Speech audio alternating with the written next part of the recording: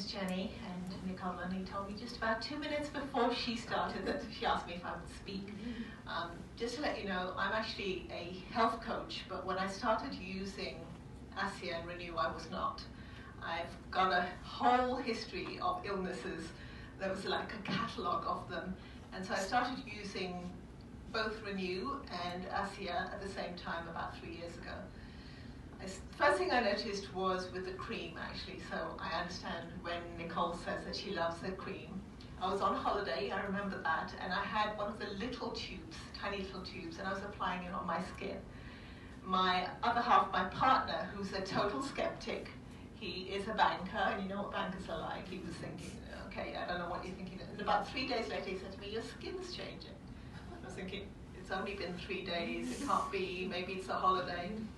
So then I decided to take a photograph of my starting point with my skin, and then a few months later, and I've got the photographs with me so you can actually see the difference. The other thing you may notice is I decided about a year ago to embrace my grey hair. So I'd been working in corporate for 30 years, and after I left corporate to become a health coach, I thought, right, if I'm going to be talking about health, then I don't want to be putting more toxins on my body because I know the impact of toxicity. So I decided to let my hair go grey. Now the first place that it started to go grey was, as you know, it goes on the temples, right? So on the edges. Now what I do every single day is I spray ASIA, in addition to drinking it, I spray it on my face. And what I've started to see, you might see here, is I've actually got black hair now growing.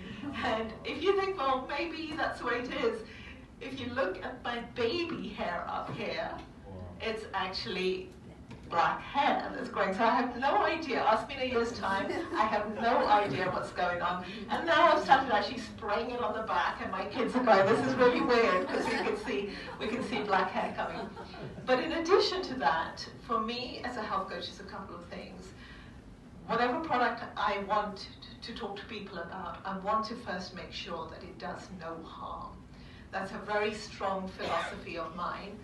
Second is my absolute 100% belief that the body can recover by itself.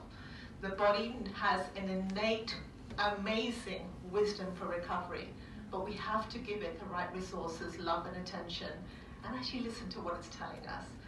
So one of the reasons that I got and started looking at this product was I came to a talk where the two owners were talking about it, and I loved their beliefs, and I loved where they came from.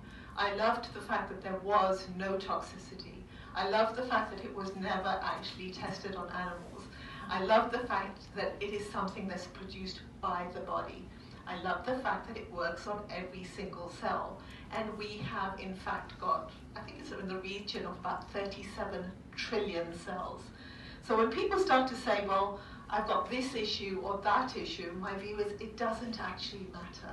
It doesn't matter where in the body it is, because it's going to be working with your cells to help you. Now, I know that Nicole was talking about the fact that the redox molecules in our body diminish quickly as we get older. And she was talking about the fact by the time we're 40 years old or 50 years old, it's hard. My view as a health coach is that that's happening earlier and earlier. So I just want to see a show of hands. How many of you here are struggling with some kind of digestive issue? Any kind of digestive issue, whether that's, I don't know, bloating, IBS, IBD, anything at all. Can I just see a show of hands? Okay. How many of you have family members that are struggling with a gut issue? How many of you know people who are struggling with a mental illness of any kind whatsoever?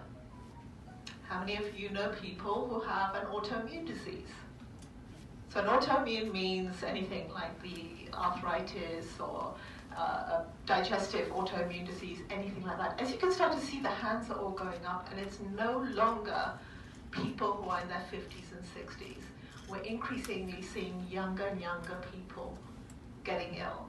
So I was at a talk yesterday which was all about autism, and I know a lot of people talk about the fact surely autism is a genetic thing.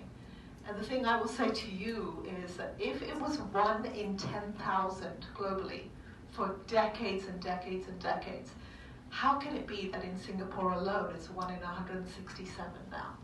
How can it be that in the US it's 1 in 40? How can it be that within the next 10 years they're talking about it being 1 in 2 boys? So then you need to ask yourself and say, well, then it's not genetics. All these illnesses that we're seeing, whether it's mental illness, the aches and pains that you're feeling, the digestive problems that you are having, it's not possible that all of this can be genetic over the 30-year period. Right? So then you have to say, well, what is it? What has changed? And so for me, anything that supports the body, anything that restores the cellular function, anything that can do it and do it naturally has to be where we're looking, as opposed to drugs. Because drugs, at the end of the day, they do not allow you to recover. They merely address the symptom. And the example I was giving, because I was doing a talk earlier this week, Eric was there, I was saying it's a bit like taking your child in, and you say to the doctor, this is my child, and my child is crying all the time. Can you help me? And the doctor's saying, yeah, I'll give you a mouth, cover the mouth. Does that actually address